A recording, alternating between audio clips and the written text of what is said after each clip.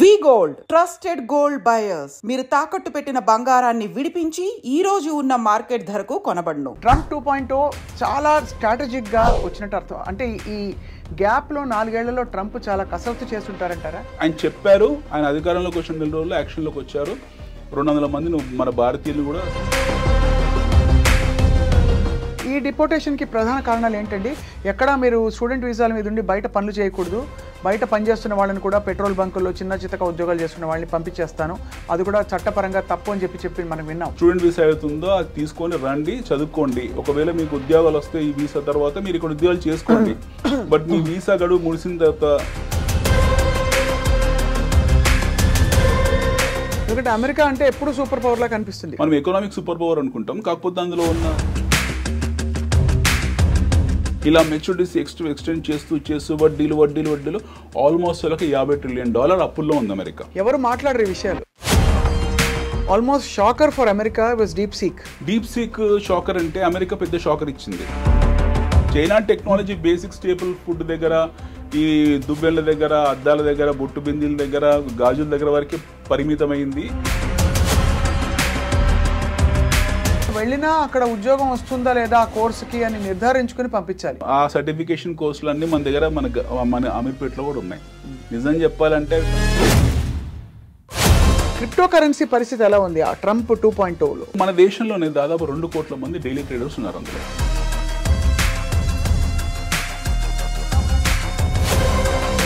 అలాంటి సూసైడ్స్ ప్రపంచవ్యాప్తంగా చాలా ఎక్కువ ఉన్నాయి.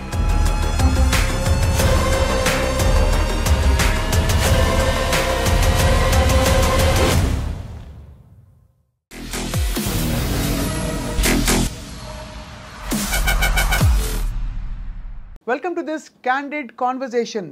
ట్రంప్ 2.0 విధానాలు అందరినీ, అంటే ప్రపంచవ్యాప్తంగా విశ్లేషకుల్ని, సామాన్యులని, మేధావుల్ని అందరినీ కూడా అబ్బురపరుస్తున్న విధంగా ఉన్నాయి.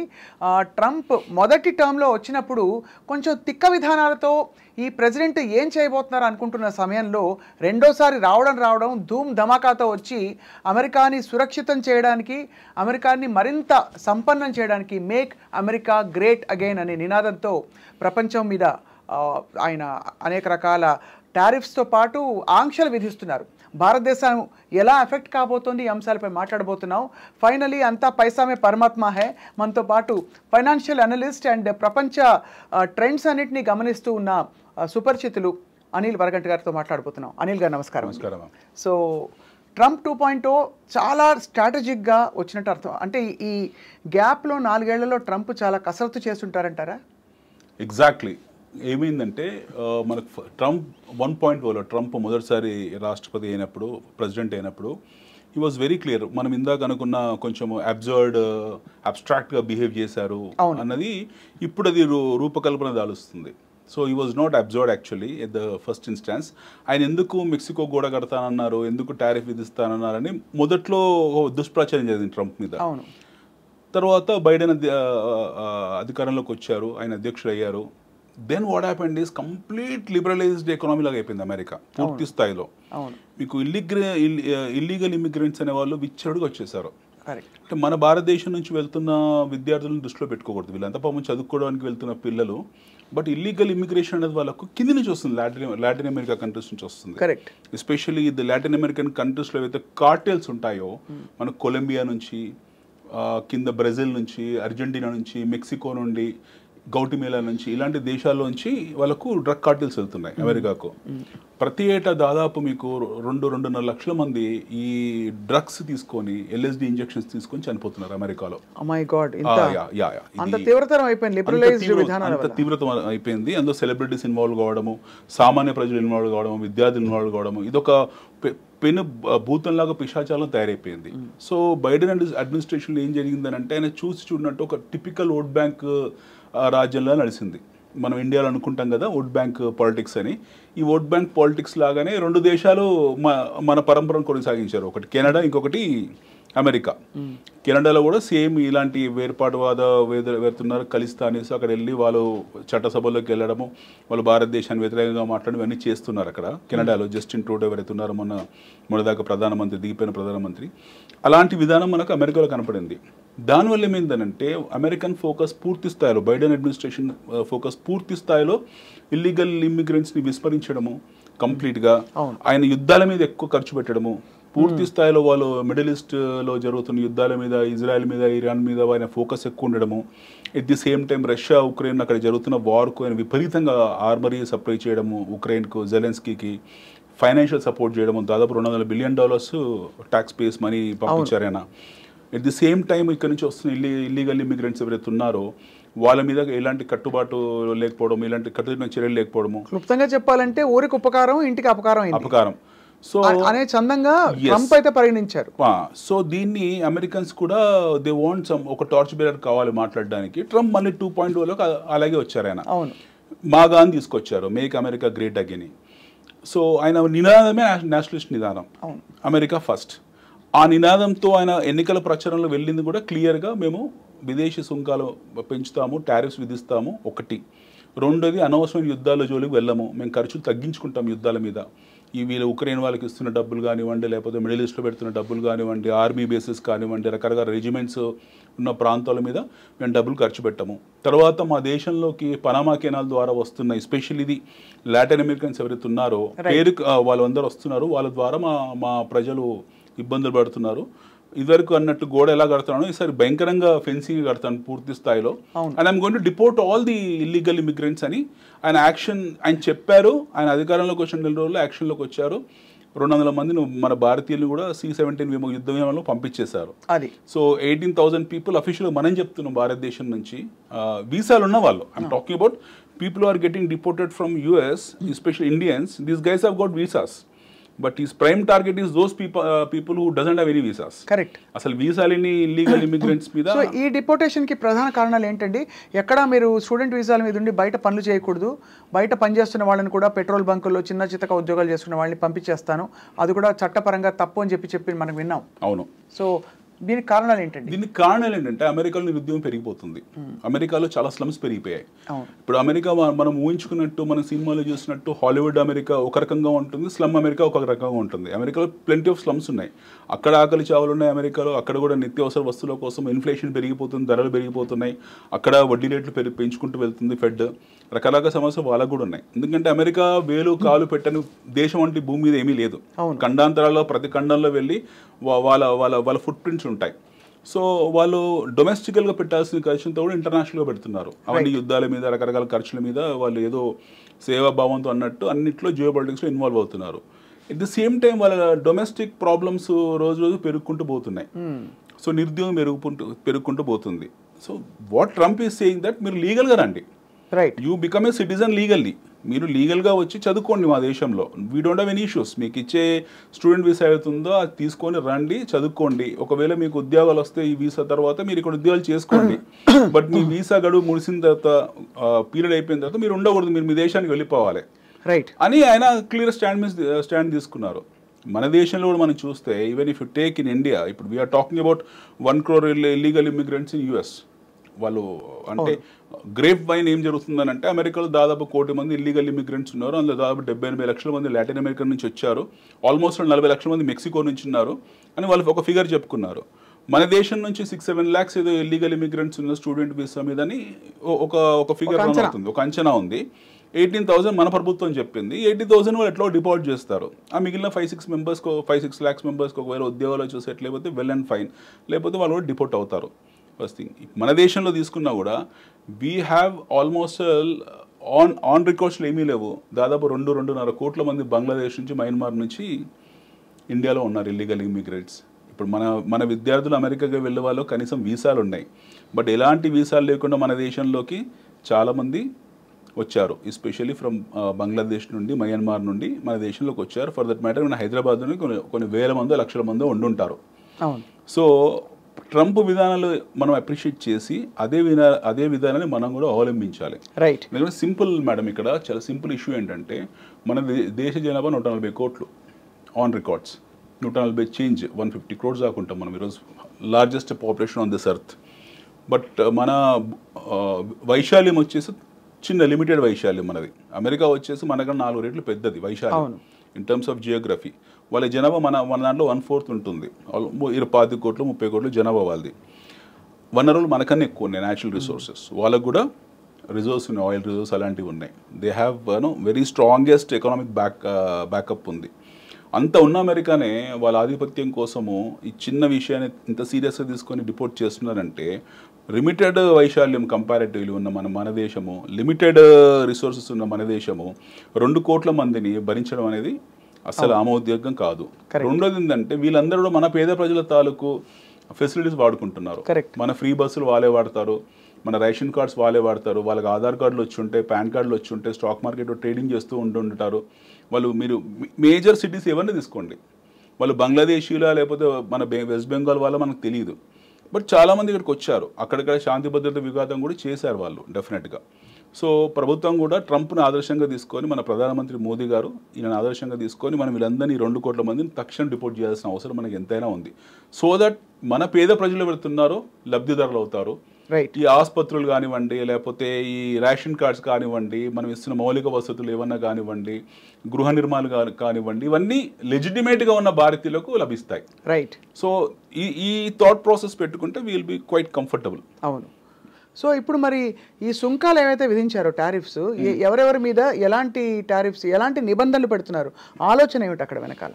ఆయన సుంకాలు విధించిన ఇప్పుడు ట్రేడ్, మనము భూమి పుట్టినప్పటి నుంచి మనకు బార్టర్ సిస్టమ్ ఉంది.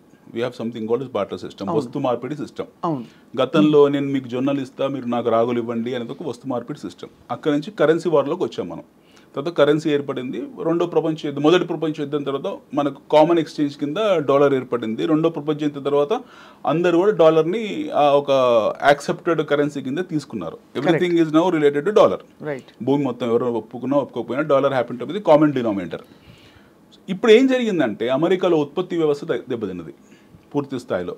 అంటే వాళ్ళు అనుకున్న అంచనాలు అందుకోలేకపోయారు.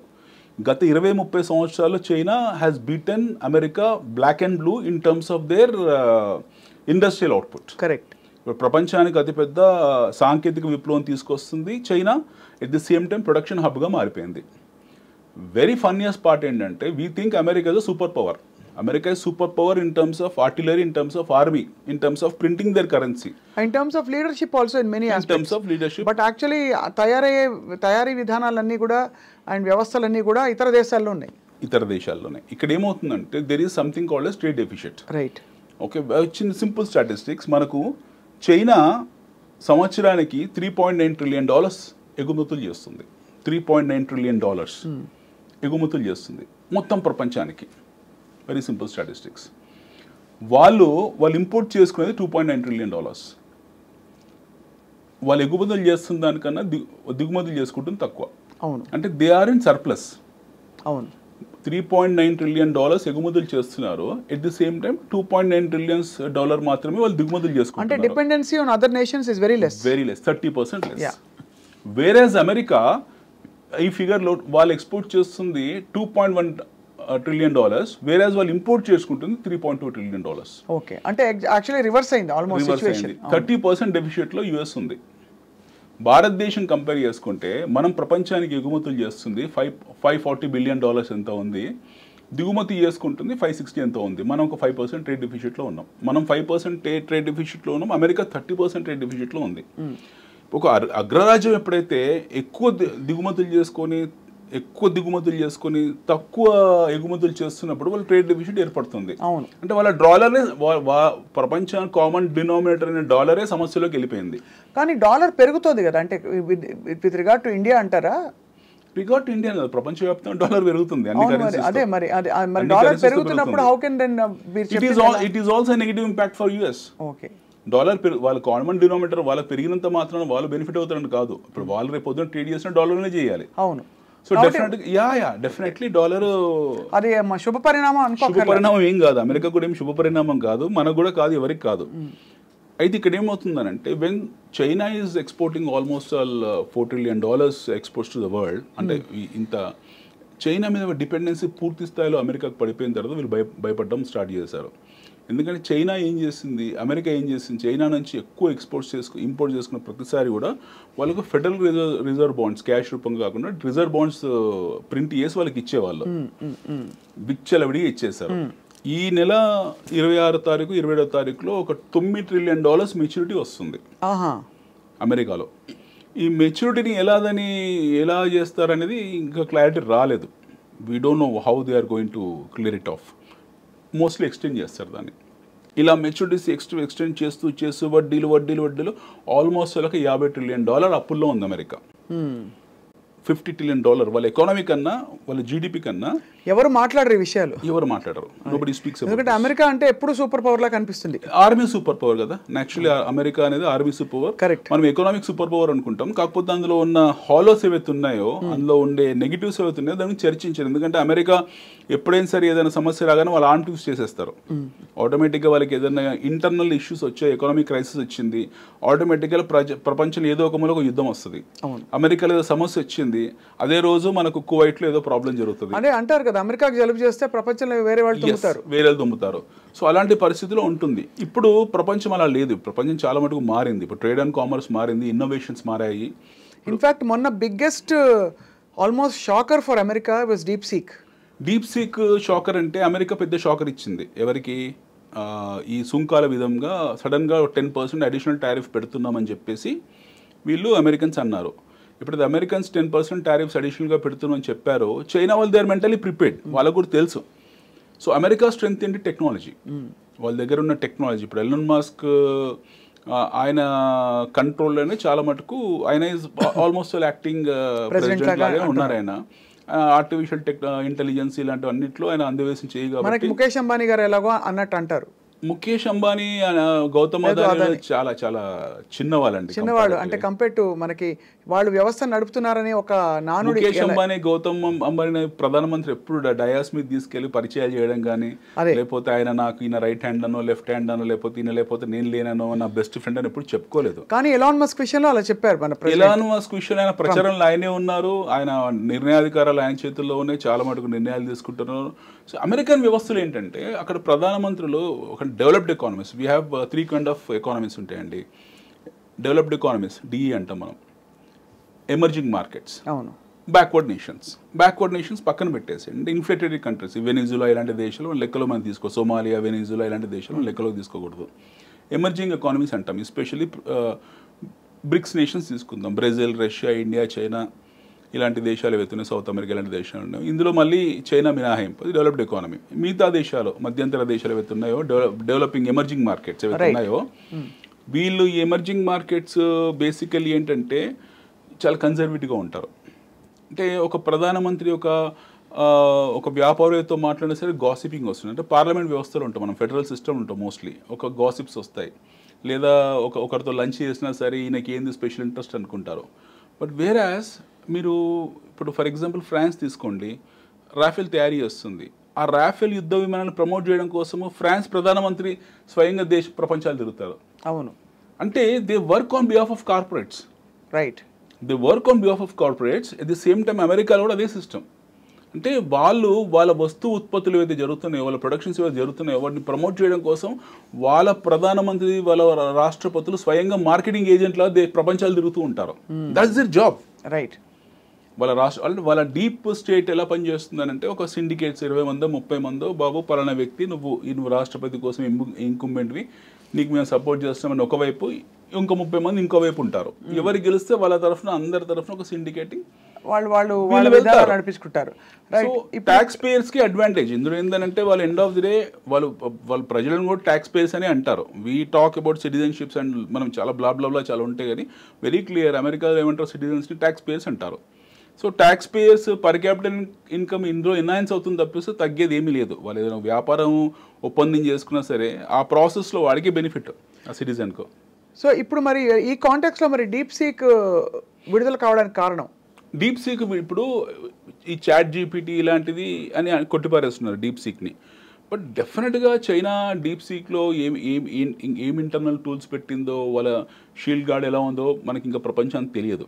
ఇప్పుడు ఆల్రెడీ 2-3 దేశాలు వాళ్ళని బ్యాన్ చేశారు డీప్ సీక్ని. So America is such a country where ఒక నాటో నేషన్స్ అనే కాదు, వాళ్ళు ప్రపంచంలో ఉన్న ఆల్మోస్ట్ 80-90% మిగతా సమాజాన్ని శాసిస్తారు వాళ్ళు. అవును. So this people have release deep seek వల్ల మాకు ఎలాంటి ప్రాబ్లం లేదు, ఎలాంటి ఇబ్బంది లేదని చెప్పేసి ముందే ఒక అనౌన్స్మెంట్ చేశారు. రెండోది ఏంటంటే మానసికంగా భయపెట్టిచ్చేశారు.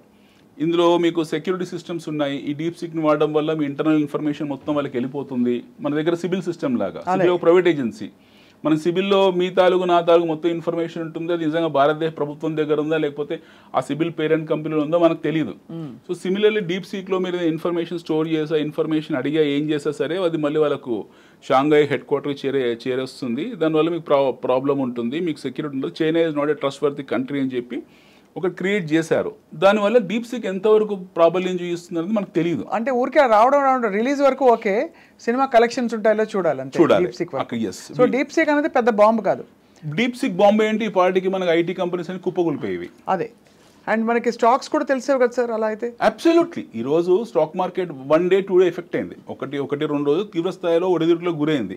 డీప్ సీక్ ఏదో పెద్ద ప్రభావం చూపిస్తుంది, డీప్ సీక్ అనేది ఏదో పెద్ద ఎవర్ గ్రాండ్ ఇష్యూ లాంటిది, లేకపోతే డీప్ సీక్ అనేది పెద్ద సప్రైమ్ క్రైసిస్ లాంటిది అని చెప్పేసి 1-2 days అందరూ అనుకున్నారు. ఎప్పుడైతే దాన్ని అర్థం చేసుకొని మొదలు పెట్టారో దీనివల్ల ప్రమాదం ఏమీ లేదు, ఇది ఒక మామూలు చాట్ జీపీటీ లాంటిది, ఇలాంటి ఎన్నో ఉండే టెక్నాలజీలో కొత్త ఆవిష్కరణలు జరుగుతుంటాయి, దీనివల్ల ఇష్యూ ఏమి లేదని చెప్పేసి ఒక నిర్ధారణకు వచ్చి మళ్ళీ స్టెబిలైజ్ అయ్యారు. బట్ నిజంగా డీప్ సీక్ అన్వీల్ అవుతుందా, ఎప్పుడు అన్వీల్ అవుతుందో మనకు తెలియదు. ఇంకోటి ఏంటంటే చైనా టెక్నాలజీని చైనానే అమ్మదు. ఎందుకంటే చైనాలో 5th generation ఫ్లైట్స్ ఉన్నాయి, 6th generation ఫ్లైట్స్ ఉన్నాయి వాళ్ళ దగ్గర. JU-7 రకరకాల ఫ్లైట్స్ ఉన్నాయి వాళ్ళ దగ్గర. ఇప్పుడు మనకు స్టెల్త్ బాంబర్స్ యూఎస్లో ఎలా ఉన్నాయో, యూఎస్లో ఏవి వాళ్ళది లేటెస్ట్ వర్షన్స్ ఏవైతే ఉన్నాయో ఫ్లైట్స్, యుద్ధ విమానాలు అలాంటివి చైనాలో ఉన్నాయి. కానీ అది ఇంతవరకు ఎవరు చూడలేదు ఆ యుద్ధ విమానాలని. దూరం నుంచి చూసి ఇదొక 6th generation ఫైటర్ అట అనుకొని వెళ్ళడం తప్పిస్తే నిజంగా అది ఎప్పుడు ప్రయోగంలో జరగలేదు, ఎప్పుడు ఫ్లై అయినట్టు కూడా నిర్ధారణలు లేవు. సో డీప్ సీక్ కూడా అలాంటిది అని చెప్పేసి వీళ్ళు దాన్ని కొట్టిపారేశారు. So China technology basic staple food దగ్గర, ఈ దువ్వెళ్ళ దగ్గర, అద్దాల దగ్గర, బొట్టు బిందీల దగ్గర, గాజుల దగ్గర వరకే పరిమితమైంది. దీనికి అంతకన్నా ముందుకు వెళ్ళే అంత సీన్ లేదు అని ఒకటి క్రియేట్ చేశారు, ఒక ఎన్వైరన్మెంట్. అది మొదటి నుంచి ఉంది మనకి. ఈవెన్ ఇతర వస్తువుల్లో కూడా మేడ్ ఇన్ చైనా అనగానే మీరు ఫస్ట్ నమ్ముతారు చెప్పండి, చైనా ప్రోడక్ట్ అంటారు. చైనాలో 1,00,000 క్వాలిటీస్ ఉన్నాయి. మేడ్ ఇన్ చైనా వస్తువులు అమెరికా పూర్తి స్థాయిలో వాడుతుంది. ఇప్పుడు చైనా ఒక ఆట బొమ్మ ఉందండి, ఒక టాయ్ ఉంది, వాడు 100 grades తయారు చేస్తారు అందులో.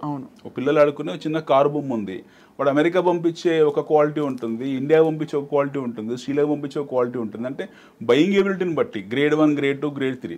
So what ever is exporting US, it is the best quality పంపిస్తారు. మన పర్చేసింగ్ ఎబిలిటీని బట్టి మనకు పంపిస్తారు. మన బ్యాట్లు ఉంది, దోమల బ్యాట్లు, అది వారం రోజులు కానీ పని చేయదు. బట్ చైనాలో దోమల బ్యాట్ 5-6 ఏళ్ళు వస్తుంది. So China produces according to market conditions, they produce the equipment according to the market demand. So వాళ్ళ పర్చేసింగ్ ఎబిలిటీని బట్టి వస్తూ ఉంటుంది. మనం మంచి బట్టలు, బ్రాండెడ్ బట్టలు కావాలంటే ఎక్కువ డబ్బులు పెట్టాలి, అదే బట్టలు మనకు తక్కువ రేట్లో కావాలంటే తక్కువ క్వాలిటీలో కొనుక్కోవాలి. So China is definitely a threat in terms of economic affairs. China is a very strong country. So ఇప్పుడు ఈ సుంకాలు విధించడం అందరినీ మళ్ళీ తన ఆధిపత్యం చాటుకోవడానికి అమెరికా మళ్ళీ టు రెస్టోర్ అమెరికా ఆధిపత్యం చాటుకోవడం కన్నా కూడా వాళ్ళు స్టెబిలైజ్ చేసుకునే ప్రయత్నం చేస్తున్నారు. అంటే ఒక డిస్టెబిలైజ్ అయిన పరిస్థితిలో ఉన్నట్టు గ్రహించుకున్నారు. వాళ్ళు ఒక 30% ట్రేడ్ డెఫిసిట్ లో ఉన్నారు. 30% ట్రేడ్ డెఫిసిట్ అంటే జోక్ కాదు. మనం 5% ట్రేడ్ డెఫిసిట్ కి మన ఇన్ఫ్లేషన్ ఎక్కడికి వెళ్ళిపోయింది. ఇమాజిన్, ఇది వినడానికి కూడా చాలా విచిత్రంగా ఉంటుంది. అమెరికా లాంటి దేశము చైనా మీద పూర్తి స్థాయి, చైనా అనేది అన్ని దేశాల మీద పూర్తి స్థాయిగా డిపెండ్ అయిపోయి అంత పెద్ద దేశం, అంత అగ్రరాజ్యము 30% ట్రేడ్ డెఫిసిట్లో ఉంది. మరి ఏ రంగాలలో వాళ్ళు అక్కడ విస్తరింపజేస్తారు మేక్ ఇన్ అమెరికా కింద? ఇప్పుడు వాళ్ళు చెప్పింది ఏంటి, మీరు మా దేశంలో ఏ వ్యాపారం చేసుకోవాలనుకున్నా సరే మా దగ్గర ఇండస్ట్రీ పెట్టండి. They have come to like our, మన స్థాయికి వచ్చేసారు, ఇప్పుడు భారతదేశ స్థాయికి వచ్చేసారు. They are inviting people to come and set up industry. Yeah please. So వాళ్ళకి basically healthy immigration they are encouraging. They very simply saying professionals ఎవరైతే ఉంటారో లేదా మంచి స్టూడెంట్స్ ఎవరైతే ఉంటారో, you please come to our country. Right. మీరు మా దగ్గర చదువుకోండి, వ్యాపారాలు చేయండి, ఉద్యోగాలు చేయండి, but come in a legitimate way.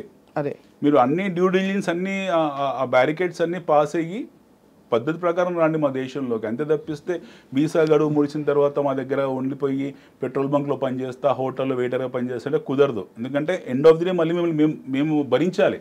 అదే మీ మీ మీ తాలూకు ఖర్చుల్ని, మీ తాలూకు రవాణా సౌకర్యాలని, మీ తాలూకు సబ్సిడీస్ మేము భరించాల్సి ఉంటుంది మా ట్యాక్స్ పేయర్స్. అందుకే దయచేసి మీ దేశాలకు వెళ్ళండి అయ్యా బాబు. ఒకవేళ మీరు మీ వల్ల మాకు ఉపయోగం ఉందనుకుంటే మేమే మీకు అధికృతం చేస్తాం, మీరు అక్కడ ఉండొచ్చు.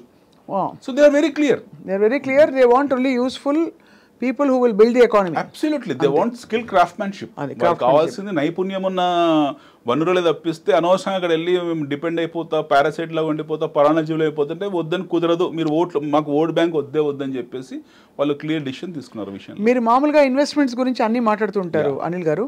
క్రిప్టో కరెన్సీ పరిస్థితి ఎలా ఉంది ఆ ట్రంప్ 2.0లో? మీరు క్రిప్టో అంటే మీరు ఏం అర్థం చేసుకుంటున్నారు? క్రిప్టో కరెన్సీ అంటే జనరలీ అంటే ఇట్స్ లైక్ ఎనీ అదర్ ఇన్వెస్ట్మెంటే, కానీ దానికి ఏంటంటే మనకి దాని అప్స్ అండ్ డౌన్స్ ఇతర స్టాక్స్ ఉన్నట్టు మెజరబుల్ కాదు. It is at much larger level అనిపిస్తుంది. మీరు చెప్పండి. మీరు చెప్తే ఆశ్చర్యపోతారు. మన భూమి మీద మొత్తం 205 కంట్రీస్ ఉన్నాయి. మనకు 180 కరెన్సీస్ ఉన్నాయి. వీ హ్యావ్ 180 రిజిస్టర్డ్ కరెన్సీస్, అంటే నోటిఫైడ్ కరెన్సీస్, ఆమోదించబడ్డ కరెన్సీలో. అందులో ట్రేడ్లో ఉన్నాయి, అంటే క్వాంటమ్ ట్రేడింగ్లో ఉన్నాయి ఒక 8 to 9 కరెన్సీస్ ఉంటాయి. ఆ 8 to 9లో మనం లేము, రూపీ లేదు.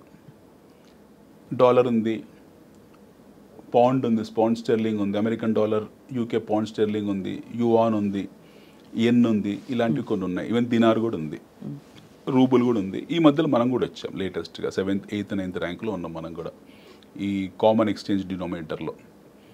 But whereas digital currency model 1983, 84లో ఎప్పుడైతే సృష్టించారో క్రిప్టో కరెన్సీ, ఇది చాలా చిన్న స్టడీస్ చెప్తుంది, ఆశ్చర్యపోతారు వినడానికి కూడా. ఈరోజు ప్రపంచవ్యాప్తంగా ఆల్మోస్ట్ 11,200, 11,300 క్రిప్టో కరెన్సీస్ ఉన్నాయి. మీరు కూడా తయారు చేయొచ్చు క్రిప్టో కరెన్సీ. ఓ ల్యాప్టాప్ కూర్చొని మీ మైండ్లో దోచింది కూర్చొని ఒక 5-6 గంటలు మీరు మంచి ఇంటలెక్చువల్ అయ్యి ఉంటే, ఓ వారం రోజులు 10 రోజులు కూర్చొని ఉంటే మీరు ఒక క్రిప్టో కరెన్సీ తయారు చేయొచ్చు. Cryptocurrency can be manufactured or made or created by anybody. Right. There are 11,500 cryptocurrencies which are registered, and I mean which are there in this world. So what drives the fluctuations? I mean ante when crypto as a digital currency 1980s లో దాన్ని సృష్టించారు. 1983 or 84 ఆ టైంలో దాన్ని crypto currency సృష్టించారు. అప్పటికి మనకి internet వ్యవస్థ అనేది ఇంత విస్తృతంగా లేదు. సో అది యాక్టివ్ కావడానికి 1995, 96, 97లో యాక్టివ్ అయింది. ఫస్ట్ మొదటి క్రిప్టో కరెన్సీ వచ్చేసి బిట్ కాయిన్. దాన్ని తయారు చేసింది అమెరికన్ అనుకుంటా, బట్ ఒక జపానీస్ పర్సన్ ఏం చేశాడు, దానికి ఒక మోడల్ క్రియేట్ చేసి క్రిప్టో కరెన్సీ మోడల్ క్రియేట్ చేసి చైన్ బ్లాక్ సిస్టంలో పెట్టి దాన్ని మైనింగ్ అంటారు. ఇది కొంచెం అర్థం చేసుకోవాలి వాట్ ఈజ్ మైనింగ్ అని. సో ఈ క్రిప్టో కరెన్సీని అతను మోడిఫై చేసి దాన్ని చైన్ బ్లాక్ సిస్టంలో పెట్టాడు. ప్రపంచవ్యాప్తంగా అప్పటికి క్రిప్టో గురించి ఐడియా లేదు. 2010లో అనుకుంటా, సమ్వేర్ ఇన్ 2010 బిట్ కాయిన్ 10 బిట్ కాయిన్లకు 2 పిజ్జాలు కొన్నారు. 10 బిట్ కాయిన్లకు 2 పిజ్జాలు కొన్నారు. 2 pizzas for 10 bitcoins. 2012 or 2014కు bitcoin went up to $2,000, $3,000 వెళ్ళింది. 2014కు $20,000 అయిపోయింది. 2016, 17, 18, 19 ఆ పీరియడ్కు ఇట్ వెంట్ అప్ టు $70,000 అయిపోయింది. ఇప్పుడు ప్రపంచవ్యాప్తంగా ఒక 1 million ప్లస్ సర్క్యులేషన్స్లో ఉన్నాయి బిట్ కాయిన్స్. ఒక 11-12 లక్షలు బిట్ కాయిన్స్, 11 లక్షలు అనుకుంటే ప్రిసైజ్లీ సర్క్యులేషన్స్లో ఉన్నాయి. ఈ బిట్ కాయిన్ గురించి మాట్లాడుకున్నాం కాసేపు. Digital currency or alternative currency whatsoever. So ఈ బిట్ కాయిన్ కూడా ఎక్స్చేంజెస్ ఉన్నాయి. ఇది మొదటిసారి బిట్ కాయిన్ వచ్చిన తర్వాత ఎథీరియం వచ్చింది, తర్వాత ఎక్స్చేంజ్ బియాన్స్ అనే ఎక్స్చేంజ్ వచ్చింది. ఇవన్నీ రకరకాలుగా ఉన్నాయి మనకు ప్రపంచవ్యాప్తంగా. అసలు ఇవన్నీ లిస్ట్ అవుట్ చేస్తే మనకు రోజు పడుతుంది. 11,000 పేర్లు మనం చదవాలంటే, శ్లోకాలు పద్యాలు చదవాల్సి ఉంటాయి. ఆ పేర్లు అన్ని దేశాలకు ఒక సపరేట్ క్రిప్టో కరెన్సీ ఉంది. అయితే 2 పిజ్జాలకు $10 2 పిజ్జాల నుంచి అది $60,000-70,000 వెళ్ళిపోయింది. కానీ మధ్యలో మీకు ఈ క్రిప్టో ఎక్స్చేంజెస్ చాలాసార్లు హ్యాక్ అయ్యాయి. 2014లో క్రిప్టో ఎక్స్చేంజ్ హ్యాక్ అయింది, 2017లో క్రిప్టో ఎక్స్చేంజ్ హ్యాక్ అయింది, 2022లో హ్యాక్ అయింది. సో ఒక మేజర్ హ్యాక్ అయింది. హ్యాక్ అయినప్పుడల్లా 70%, 60% క్రాష్ అయ్యాయి. స్టాక్ మార్కెట్లో సపోజ్ ఏదైనా క్రాష్ వచ్చింది అనుకోండి, అంటే మేజర్ క్రాష్ మనం చూసింది 2008లో చూసాము. 2008 నుంచి ప్రొలాంగ్ పీరియడ్ ఆఫ్ 3 years 2008, 9, 10, 11, 9 వరకు 2008, 9 వరకు సబ్ ప్రైమ్ క్రైసిస్లో మనకు ప్రతి మంచి బెస్ట్ క్వాలిటీ కంపెనీ కూడా 30, 40, 50, 60, 70% కరెక్ట్ అయ్యాయి. కొన్ని బ్యాంక్ రప్ట్ అయ్యాయి, కొన్ని కోలుకోలేదు ఆ టైంలో. బట్ గుడ్ క్వాలిటీ కంపెనీస్ అన్ని మళ్ళీ రికవర్ అయిపోయి ఈరోజు మల్టీ బ్యాగర్ కంపెనీస్ లాగా నిలబడ్డాయి. Right. It's the first instance what we have seen. మన జనరేషన్లో మనం చూసిన మొదటి stock market correction, crash correction ఏమని అనుకోండి. 2008 సబ్ ప్రైమ్ క్రైసిస్ అనేది ఒక కరోనా లాంటిది అనమాట. మొత్తం ఎంటైర్ క్యాపిటల్ మార్కెట్స్కి ఒక కోవిడ్ లాంటిది 2008. దాని తర్వాత ఇలాంటివి వచ్చాయి మధ్యలో. దాని తర్వాత మళ్ళీ మనం అంతే తీవ్ర స్థాయిలో చూసింది కరోనా. కోవిడ్ టైంలో కూడా ప్రపంచవ్యాప్తంగా 40, 50, 60% మార్కెట్స్ కరెక్ట్ అయ్యాయి. అవును. And that recovered in span of 3 to 4 months. 2008లో రికవరీ రావడానికి 2-3 ఏళ్ళు పట్టింది, ఎందుకంటే గ్లోబల్ ఎకనామిక్ రెసిషన్ కాబట్టి, ప్రపంచ ఆర్థిక మాంద్యం కాబట్టి. కరోనా అనేది ఒక టెంపరీ ఉత్పాతం. మనం దానివల్ల ప్రపంచం అంతమైపోతుంది అనుకున్నాం, బట్ కాలేదు. వ్యాక్సినేషన్ కనుక్కున్నారు, 4-5 monthsలో రికవర్ అయిపోయాం అందరం కూడా. మార్కెట్స్ మళ్ళీ యథాస్థితిలోకి వచ్చి ఎప్పటిలాగా రన్ అవుతున్నాయి. ఇది జనరల్గా మార్కెట్స్ గురించి. సో ఇప్పుడు క్రిప్టోని మీరు ఎలా పొజిషన్ చేయాలనుకుంటున్నారు? కరెన్సీ, డిజిటల్ కరెన్సీ అని చెప్పారు. డిజిటల్ కరెన్సీ లాగా పొజిషన్ చేయాలనుకుంటున్నారా, ఇన్వెస్ట్మెంట్ టూల్ లాగా పొజిషన్ చేయాలనుకుంటున్నారా అనేది ఆ ఇండివిజువల్ పర్సన్ ఆధారపడి ఉంటుంది. Right. That is a description of the individual person how you want to position. So క్రిప్టోలో ఓవరాల్ క్రిప్టోలో బిట్ కాయిన్ కావచ్చు, ఏమైనా కావచ్చు, మీకు మన దేశంలోనే దాదాపు 2 కోట్ల మంది డైలీ ట్రేడర్స్ ఉన్నారు. అందులో there are about 2 crore people who trade every day crypto, especially bitcoin and ethereum. ఈ రెండిట్లో ట్రేడ్ చేసే వాళ్ళు ఉన్నారు. సో స్టాక్ మార్కెట్లో క్రాష్ అయినప్పుడు స్పేస్ ఇస్తుంది మీకు. It gives some space for you. Space and time ఇస్తుంది ఎగ్జిట్ కావడానికో, లేకపోతే పొజిషన్ హోల్డ్ చేసి పెట్టుకోవడానికో. ఒకవేళ మార్జిన్ కాల్స్ ఇచ్చినా కూడా 3 days 4 days టైం ఇస్తుంది. కరెన్సీ మార్కెట్లో ఏంటంటే కరెక్షన్ వచ్చింది అనుకోండి, రూపీలో మ్యాక్సిమం కరెక్షన్ 3%, 4% వస్తుంది. కరెక్షన్ వస్తే మార్జిన్ ట్రేడ్లో ఉంటారు వీళ్ళు. ఈ క్రిప్టోస్లో కరెక్షన్ వస్తే ఒకేసారి ఒక ఫ్లాష్ ఆఫ్ మినిట్స్లో, ఫ్లాష్ ఆఫ్ సెకండ్స్లో 10%, 20%, 30% కరెక్షన్ వస్తుంది. ఎక్స్చేంజెస్ హ్యాక్ అయినప్పుడైతే 60-70% కరెక్షన్ వస్తుంది. ఈ ట్రేడర్స్ ఎవరైతే ఉంటారో, ఎస్పెషల్ ట్రేడింగ్ చేసేవాళ్ళు ఈ ప్లాట్ఫామ్ మీద, వీళ్ళు కరెన్సీ లాగే ట్రేడ్ చేస్తారు. వీళ్ళకి మార్జిన్ ఇస్తారు. మీరు 1,00,000 ఇవ్వండి, మీకు 10 లక్షలు ఇస్తానని ఆ మార్జిన్ ట్రేడ్ మీద ఆ బ్రోకర్స్ ఎవరైతే ఉంటారో, లేదా వీళ్ళే మార్జిన్ తీసుకొని ట్రేడింగ్ చేస్తూ ఉంటారు ఈ ఆల్టర్నేటివ్ కరెన్సీస్లో. క్రాష్ అయినప్పుడు వీడు అసలు పోతుంది, మార్జిన్ పోతుంది, ప్లస్ వీల్ బికమ్ బ్యాంక్రప్ట్. అలాంటి సూసైడ్స్ ప్రపంచవ్యాప్తంగా చాలా ఎక్కువ ఉన్నాయి. స్టాక్ మార్కెట్ సూసైడ్స్ కన్నా ఎక్కువ సూసైడ్లు, ఆత్మహత్యలు క్రిప్టోలో ఉంటాయి. ఎందుకంటే ర్యాపిడ్గా, డ్రాస్టిక్గా అవుతాయి. వాలటైలిటీ అనేది చాలా తీవ్రస్థాయిగా ఉంటుంది. అంటే విత్ ఇన్ సెకండ్స్. కరెన్సీ అంత వాలటైల్గా ఉండదు. క్రిప్టో ఉన్నంత వాలటైలిటీ మీకు కరెన్సీలో ఉండదు. Currency there is something called as VIX, volatility index అనేది ఉంటుంది మనకు. స్టాక్ మార్కెట్ వేరియబుల్ అనమాట అది. మనం మార్కెట్ ఎలా స్టేబుల్గా ఉంది, విక్స్ అనేది ఒకటి ఉంటుంది మనకు. క్రిప్టో విక్స్ అవుతుందో ఇది అప్ అండ్ డౌన్, అంటే దీన్ని ఒక ఈసీజీ లాగా కొడుతుంటుంది గ్రాఫ్. అవును. సో ఇందులోకి ట్రేడింగ్ చేసేవాళ్ళు చాలా పులిబోన్లో తలబెట్టినట్టు అనమాట. బాగా ఆకలి ఉన్న పులిబోన్లో తలబెట్టినట్టు. వస్తే వాళ్ళకి డబ్బులు వచ్చేవాళ్ళు ఉన్నారు, టెక్నికల్ అనాలిసిస్ చేసుకొని సంపాదించే వాళ్ళు ఉన్నారు, అదే స్థాయిలో పోగొట్టుకునే వాళ్ళు ఉన్నారు. ఈరోజు నేను మాట్లాడిన వాళ్ళందరిలో అప్పుడున్న 3 లక్షలు వచ్చాయి, కాకపోతే ఈ మధ్యలో 10 లక్షలు పోయాయి. ఈరోజు 10 లక్షలు వచ్చాయని సంతోషపడి తెల్లారే నేను 10 లక్షలు వచ్చాయి, ఈరోజు 4 లక్షలు పోయాయి అనేవాళ్ళు. బట్ నెట్ అది మనం ఎలా పొజిషన్ చేయాలి, అది ఇన్వెస్ట్మెంట్ టూల్లా పొజిషన్ చేయాలంటే చేసుకోవచ్చు.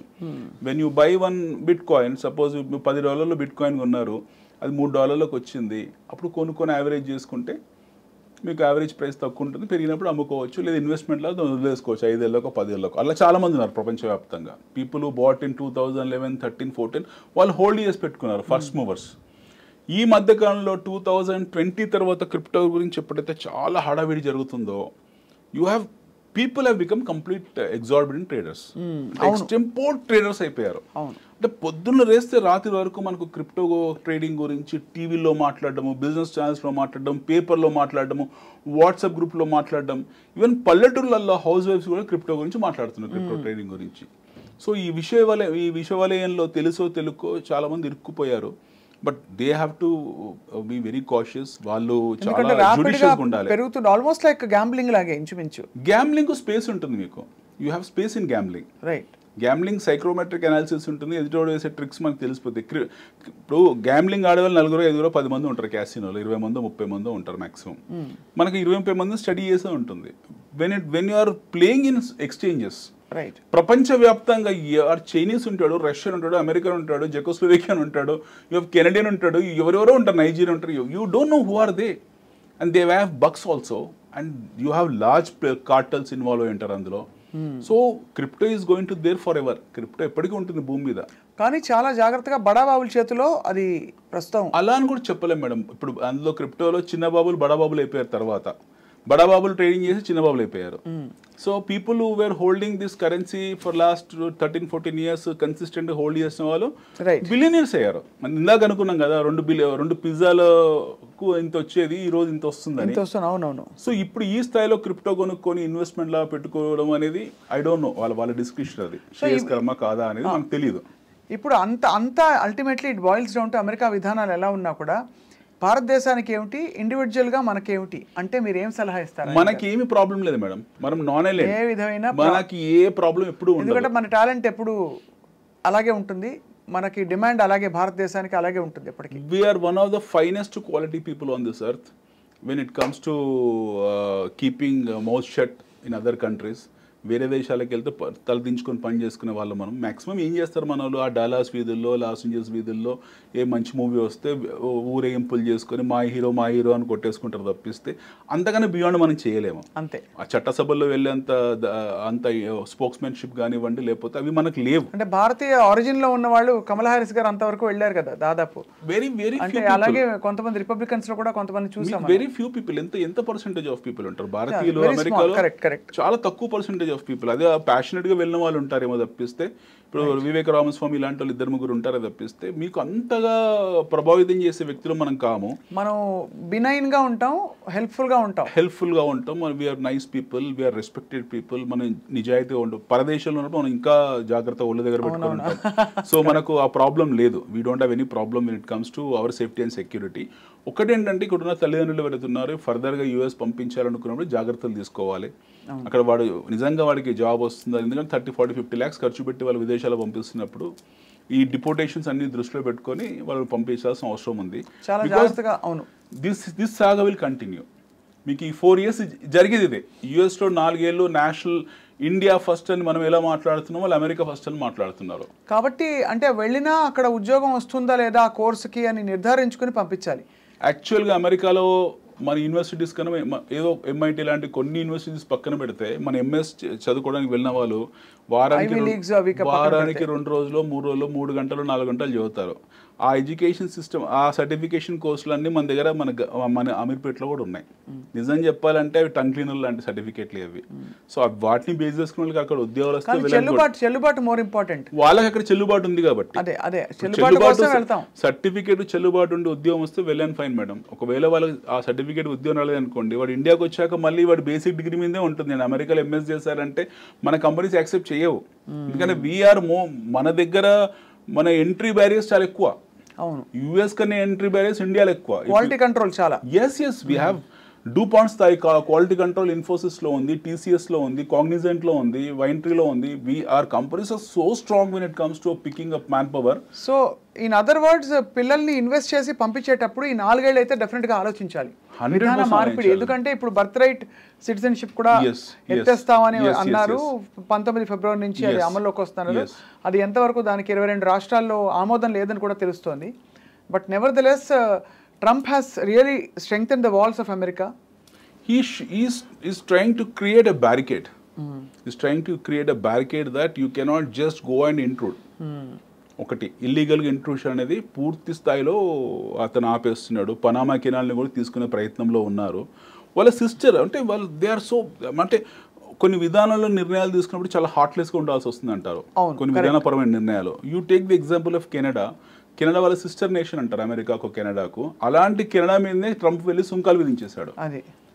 నిన్న రాత్రి మళ్ళీ రిట్రైవ్ చేశారు మొన్న రాత్రి. Otherwise he went and tax even Canada also. So he is not sparing any one. అంటే Americans is a representative of Americans. American deep state is not sparing any one. వాళ్ళ సిబ్లింగ్స్ కూడా స్పేర్ చేయట్లేదు. వాళ్ళు Canada లాంటి వాళ్ళని tax చేస్తున్నప్పుడు మనం nothing వాళ్ళ ముందు. Right, final question Anil garu, which is a very pertinent question.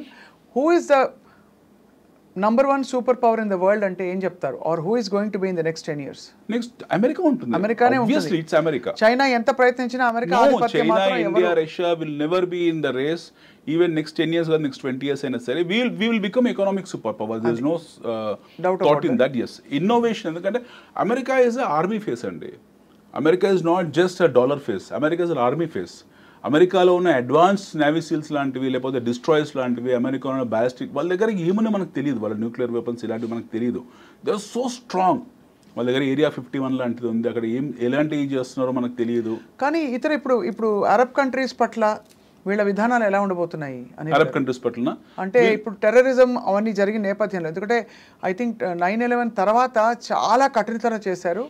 They really strengthened the protocol, security protocols మొదలుకొని ఇప్పుడు మళ్ళీ ఆ తర్వాత అటువంటి పెద్ద ఇన్సిడెంట్ జరగకపోగా చిన్న చిన్నవి చెదురుమెదురుగా, మొన్న ఒక ట్రక్ వెళ్ళి మీరు చూసే ఉంటారు, అతను డ్రైవ్ చేసుకుంటూ వెళ్ళిపోయి he declared that he was from the ISIS. If this will continue, if America ఈ విధానాలు కంటిన్యూ చేసుకుంటూ పోతే, ఈ టర్మ్ కాదు అంటే ఈ ట్రంప్ 4, ఇది సెకండ్ టర్మ్ 2.0, మనలాగా 3, 4, 5 టైమ్స్ ఉండదు వాళ్ళ దగ్గర, 2 సార్లు కాబట్టి, తర్వాత వచ్చే వ్యక్తి ఎవరైతే ఉంటారో, నెక్స్ట్ ప్రెసిడెంట్ ఆఫ్ అమెరికా ఎవరైతే ఉంటారో, ఒకవేళ ఇదే విధానం కంటిన్యూ చేసుకుంటే ఒక 15-20 yearsలో దుబాయ్ మీకు ధారావి అవుతుంది.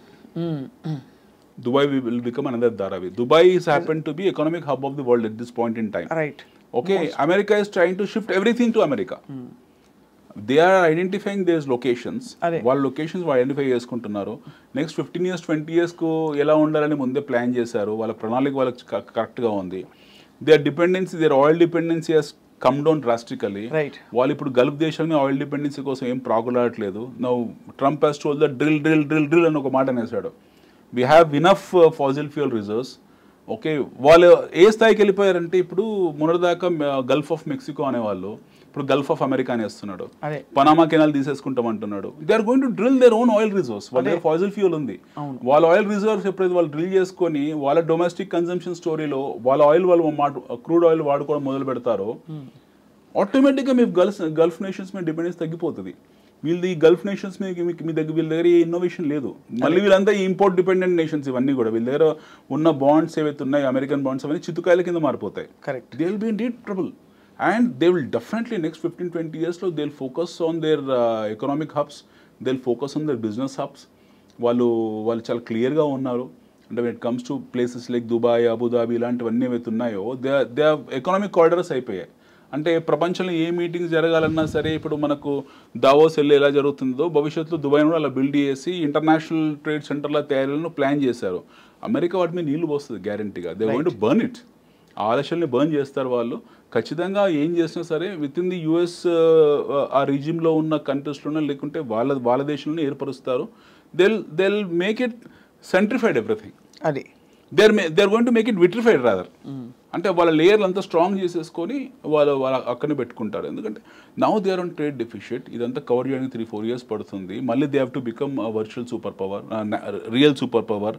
ఈలోగా మనకు రష్యా లాంటి దేశాలు ఉన్నాయి, చైనా లాంటి దేశాలు ఉన్నాయి, ఎమర్జింగ్ నేషన్ లైక్ ఇండియా లాంటివి ఉన్నాయి. మళ్ళీ ఇది థ్రెట్ కాకూడదు వాళ్ళకు. So these 3 countries should not become threat to America. So that they have to act like that. వచ్చే 10-15 సంవత్సరాలు వాళ్ళు అలాగే యాక్ట్ చేయాల్సి ఉంటుంది. నేషనలిస్ట్ అనేది ఒక ఫేస్ మాత్రమే. But end of the day వాళ్ళ డీప్ స్టేట్ థింకింగ్ ఏంటంటే వాళ్ళ ఆధిపత్యం, ఎస్, ఆర్థిక ఆధిపత్యం కూడా, ఆర్థిక ఆధిపత్యం, మిలిటరీ ఆధిపత్యం. మిలిటరీలో ఎట్లా ఆధిపత్యం వాళ్ళది. అవును. సో ఆర్థిక ఆధిపత్యం ఫైనలీ వాళ్ళ డెస్టినేషన్ అనిపిస్తుంది. చాలా very interesting and very very informative session Anil గారు. సో ఈసారి తప్పకుండా మీతో మళ్ళీ మనం of course ultimately it boils down to మనం ఎలా అభివృద్ధి చెందాలి, ఆర్థికంగా ఎలా ఎదగాలని. సో ఈ అంశాలపై మనం దృష్టి పెడదాం నెక్స్ట్ సెషన్లో. Thank you so much. Thank you ma'am. Thank you.